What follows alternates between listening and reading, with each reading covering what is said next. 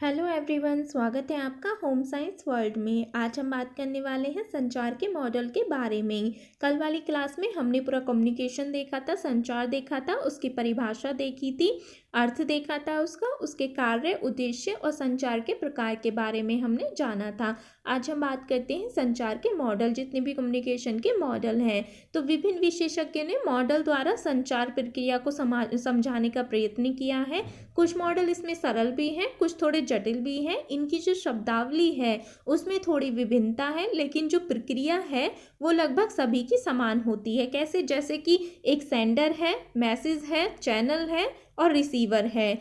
तो ये सब की जो प्रोसेस है सबकी लगभग समान ही है, लेकिन कुछ विभिन्नता पाई गई है। पहला देखते हैं हम अरस्तु एवं लॉसवेल का मॉडल। अरस्तु एवं लॉसवेल के संचार प्रारूप में यह भिन्नता है कि इसमें अरस्तु के जो प्रारूप का अवसर का उल्लेख है, किंतु इन्होंने संचार माध्यमों का रूप उल्लेख नहीं किया है। यानी कि इन्होंने चैनल के बारे में नहीं बताया, कौन से संचार के माध्यम है। क्यों नहीं बताया? क्योंकि जब प्राचीन समय में मनुष्य के बीच संभवतः मौखिक संचार होता था, यानी कि ओरल कम्युनिकेशन होता था। लगभग 2300 वर्ष पूर्व ग्रीक दार्शनिक अरस्तु ने संचार के मुख्य रूप से 5 चरणों को ही समाहित किया था। कैसे? एक वक्ता है, संदेश है यानी हमारे पास कोई मैसेज है, श्रोता है जो रिसीव कर रहा है, अवसर है और उसका क्या इफेक्ट पड़ रहा है। तो अरस्तु ने 5 चरणों में मॉडल को विभक्त किया है। दूसरा देखते हैं लॉसवेल के संचार का प्रारूप। लॉसवेल ने 5 प्रश्नों के आधार पर इसको दिया है संचार प्रारूप को। 5 प्रश्न कौन कौन से हैं? इनके प्रतीक यानी क्या प्रश्न इसमें बताए हैं 5।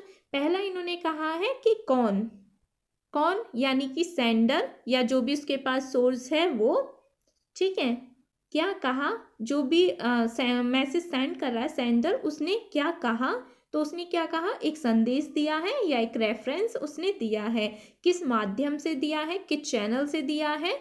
तो संचार के माध्यम से दिया है। किसके लिए दिया है? तो किसके लिए कोई मैसेज दिया है? तो रिसीवर के लिए दिया है। उसका क्या प्रभाव पड़ा? उसका प्रभाव इन्होंने बताया है। तो इन्होंने जो संचार का प्रारूप है वो 5 प्रश्न इसमें दिए हैं। कौन, क्या कहा और किस माध्यम से, किसके लिए और क्या प्रभाव पड़ा। तो ये था लॉसवेल के अनुसार। फिर देखते हैं हम फ्रैंक ई एक्स का मॉडल। फ्रैंक ई एक्स ने संचार प्रक्रिया को लट्टू के समान बताया है। संचार भूतकाल से ही प्रभावित होता है और वह इसमें प्रत्येक चरण में नवीनीकरण होता है। अतः यह प्रारूप घटना एवं व्यक्ति पर आधारित होता है, जिसके अनुसार संचार का कोई निश्चित प्रारंभ अथवा अंत नहीं होता। इसलिए इन्होंने जो संचार प्रक्रिया है उसको एक लट्टू के समान बताया है। तो ये हो गया फ्रैंक ई एक्स का मॉडल।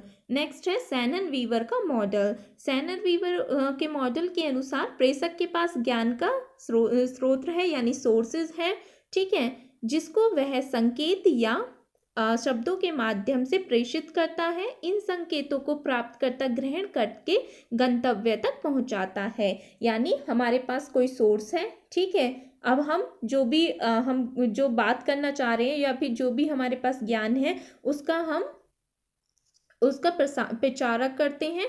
फिर उसका क्या संकेत है, संकेतों या फिर शब्दों को, जो भी हमें मैसेज देना है अपने शब्दों को या संकेतों के माध्यम से उसको प्राप्तकर्ता को हम यानी कि हमने भेज दिया, ठीक है। अब प्राप्तकर्ता यानी रिसीवर को मिला और वो हमारे जो भी गंतव्य था वहाँ तक पहुँचा देता है। यानी कि जो प्राप्तकर्ता है, रिसीवर है, वो मैसेज को रिसीव करके गंतव्य तक पहुँचा देता है जहाँ हमें वो मैसेज भेजना है। तो ये किसने दिया है? सैनन वीवर मॉडल द्वारा ये दिया गया है। नेक्स्ट है लीगन्स का मॉडल। लीगन्स ने क्या बताया है कि इनके अनुसार जो संचारक है किसी संदेश को जब श्रोता के पास पहुंचाता है यानी रिसीवर के पास पहुंचाता है तो वह एक उचित माध्यम द्वारा प्रतिपादित करके भेजता है।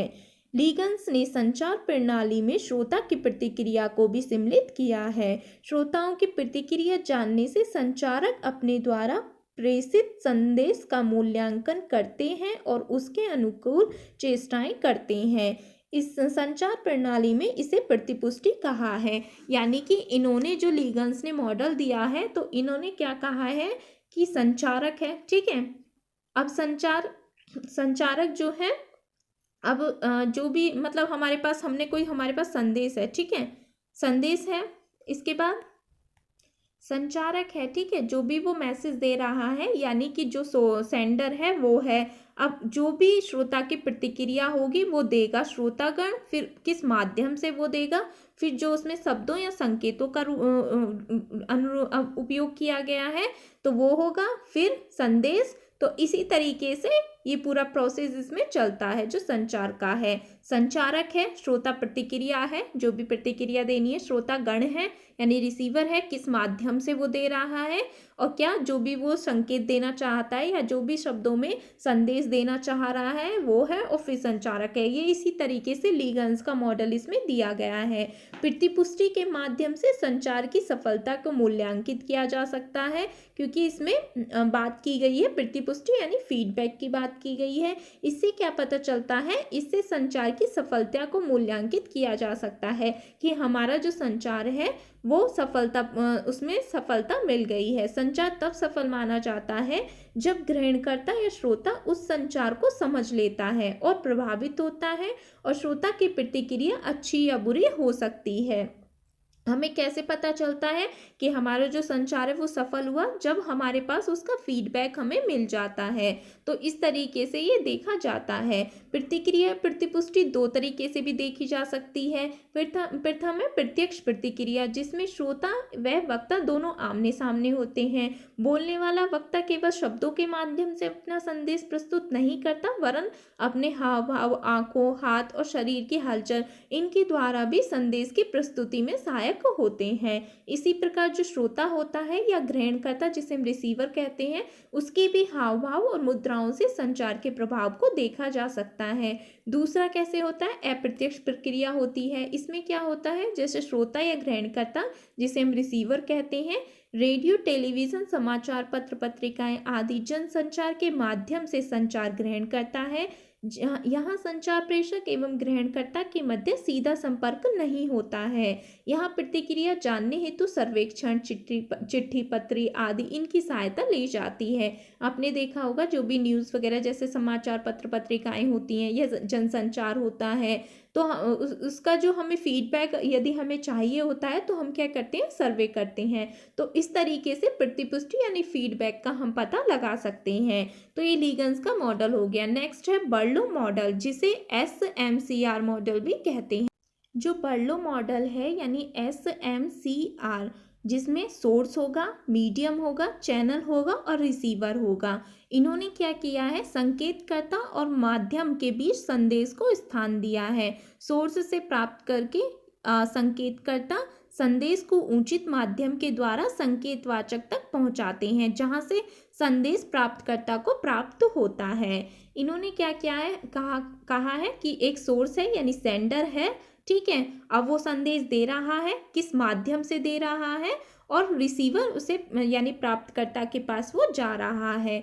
तो इसे क्या SMCR मॉडल भी कहते हैं। बर्लो द्वारा ये दिया गया है। इसमें सेंडर है, ठीक है, संदेश जो भी मैसेज है, चैनल है और प्राप्तकर्ता यानी रिसीवर है। इसमें इन चारों की बात की गई है। सेंडर, ठीक है, सेंडर, मैसेज, चैनल और रिसीवर। नेक्स्ट है केनेथ ब्रूक मॉडल। इन्होंने क्या कहा है, ब्रूक के अनुसार संचार प्रक्रिया के अंतर्गत 5 तत्व आते हैं। संदेश एक पृष्ठभूमि में निहित होता है तथा अनुभूति पर आधारित होता है। संचारक एक वितरक के रूप में अपनी अनुभूतियों का विस्तारण संचार माध्यम के द्वारा करता है, और विस्तारण का उद्देश्य ग्रहणकर्ता तक पहुंचाना, उसे प्रभावित करना होता है। यानी इसमें पूरा जो प्रोसेस दिया गया है केनेथ ब्रूक मॉडल के द्वारा, तो इन्होंने 5 तत्वों को बताया है संचार प्रक्रिया के अंतर्गत। कैसे कार्य, संचारक है, संचार माध्यम है, उसका क्या उद्देश्य है, और पृष्ठभूमि। तो इन्होंने 5 तत्वों को बताया है। नेक्स्ट है दाहमा प्रतिमान का मॉडल। दाहमा ने निम्न आरेखन द्वारा संचार प्रक्रिया का वर्णन किया है। इन्होंने संदेश के प्रतिपादन अर्थात अच्छी प्रकार से समझाकर परिणाम पूर्वक कहे जाने पर बल दिया है। संचार तभी संभव होता है जब संचार कोई संदेश चुनकर इसे विशेष रूप से अलंकृत करके प्रतिपादित करता है। संचार प्रक्रिया में प्रणाली में संदेश का स्पष्ट होना अत्यधिक महत्वपूर्ण है। यह तभी प्रभावकारी होता है। यानी इनके अनुसार कहा गया है कि संचार प्रणाली तभी हमारी जो संचार प्रणाली है या हमारा जो कम्युनिकेशन है वो तभी अच्छा होगा जब जो भी हमने मैसेज दिया है, संदेश दिया है, वो स्पष्ट हो, तभी वो संभव हो सकता है और तभी वो इफेक्टिबल हो सकता है, यानी प्रभावकारी हो सकता है। इन्होंने क्या कहा है? प्रेषक है, ठीक है। अब हमारे पास संदेश है, प्रेषक कौन? सेंडर, ठीक है। मैसेज है, प्रतिपादन उसका होगा, फिर किस माध्यम से वो हमने किस माध्यम का उसमें हमें किस माध्यम से हमने वो भेजा है, ठीक है। और ग्रहण करता होगा यानी रिसीवर होगा। यहाँ पर इनके बारे में बात की है। प्रतिपादन से यहाँ पे तात्पर्य क्या है कि हम जो भी संचारक है उसने जो संदेश चुन लिया, ठीक है, अब उसे वो विशेष रूप से अलंकृत करके प्रतिपादित करता है। यानी हमने अपना, जैसे हम किसी को मैसेज भेज रहे हैं, ठीक है, हमने हमारे पास वो मैसेज है, अब हम उसमें कुछ मतलब उसको एडिट करके या कुछ तरीके से उसमें इमोजी वगैरह ये लगा के अब हम उसको प्रतिपादन उसका कर रहे हैं, यानी कि उसके अलंकृत करके प्रतिपादन करते हैं जो भी हमें विशेष रूप से चुनना होता है। फिर उसके बाद हम उसको किस माध्यम से हम उसको भेज रहे हैं, जो भी माध्यम का हम उपयोग कर रहे हैं, और फिर ग्रहण करता यानी रिसीवर के पास वो जाता है। तो ये दहामा का प्रतिमान मॉडल था। आगे बात करते हैं हम प्रोफेसर आईपी तिवारी मॉडल। इन्होंने क्या कहा है? इनके अनुसार जो सोर्सेज है स्वयं संचारक हो सकता है, यानी सेंडर जो है वो स्वयं संचारक हो सकता है। जो संदेश भेजता है, संदेश संकेतकर्ता के द्वारा माध्यम की सहायता से प्रेषित किया जाता है। दूसरी ओर प्राप्तकर्ता होता है जो संकेत वाचन भी करता है। प्रोफेसर तिवारी के अनुसार प्रेषक और ग्राहक दोनों ही बिंदुओं पर अनुभव का होना आवश्यक है। इन्होंने क्या कहा है? जो सोर्स जो सेंडर है और जो प्राप्तकर्ता है यानी रिसीवर है, उनके दोनों के पास ही अनुभव का होना आवश्यक है। संचार तभी सफल माना जाता है जब ग्रहणकर्ता यानी रिसीवर या श्रोता प्रेषक की प्रस्तुति को समझ लेता है। यदि प्रेषित संदेश स्पष्ट नहीं है तो संचार दोषपूर्ण होता है। प्रोफेसर तिवारी के अनुसार इन्होंने कहा है कि संचार हमारा तभी सफल माना जाएगा जब जो भी सेंडर ने जो मैसेज दिया है वो रिसीवर को समझ में आ जाए और जो भी मैसेज दिया है वो स्पष्ट हो, उसमें कोई दोष ना हो, वो समझ में आ जाए जो भी उसने मैसेज दिया है, तो हमारा संचार तभी सफल माना जाता है। ये है प्रोफेसर आईपी तिवारी के अनुसार। इन्होंने कहा है सोर्स स्रोत है यानी सेंडर है, ठीक है। अब क्या मैसेज दे रहे हैं, क्या संकेत या क्या शब्दों का हम यूज कर रहे हैं, किस माध्यम से हम दे रहे हैं, किस चैनल का हम यूज कर रहे हैं, श्रोतागण है और प्राप्तकर्ता है। तो ये है इनका पूरा प्रोसेस, जो मॉडल के तत्व जो इन्होंने बताए हैं प्रोफेसर आईपी तिवारी के अनुसार। तो ये आज हमने कुछ मॉडल्स के बारे में जाना जहाँ से आपके प्रिय क्वेश्चन बनते रहते हैं। यूजीसी नेट, पीजीटी, टीजीटी, इनमें विशेषकर ये क्वेश्चंस पूछे जाते हैं। पहला देखा था हमने अरस्तु का मॉडल। इन्होंने वक्ता, संदेश, श्रोता, अवसर, प्रभाव, 5 तत्वों के बारे में बात की थी। लॉसवेल का संचार प्रारूप, जिन्होंने 5 प्रश्न के माध्यम से संचार का प्रारूप बताया है। कौन? इन्होंने कहा है कौन क्या कहा, किस माध्यम से, किसके लिए और क्या प्रभाव, इनके बारे में बताया है।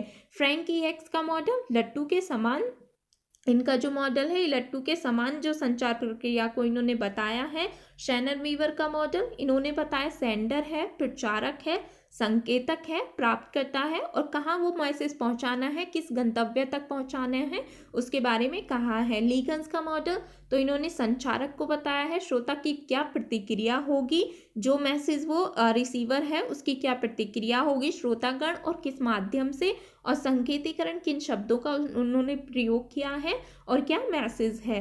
बर्लो मॉडल, जिसे हम SMCR मॉडल कहते हैं क्योंकि इसमें सेंडर है, मैसेज है, चैनल है और रिसीवर है। कैनिथ ब्रूक का मॉडल, इन्होंने भी 5 तत्वों को बताया है। कार्य, संचारक, संचार माध्यम, उसका क्या उद्देश्य है और इसकी क्या पृष्ठभूमि है। दहामा प्रतिमान मॉडल, प्रेषक है, संदेश है, किस तरीके से उन्होंने मैसेज का प्रतिपादन किया है, क्या उसमें अलंकृत किया है, क्या माध्यम है और रिसीवर के पास पहुंचता है यानी रिसीवर है।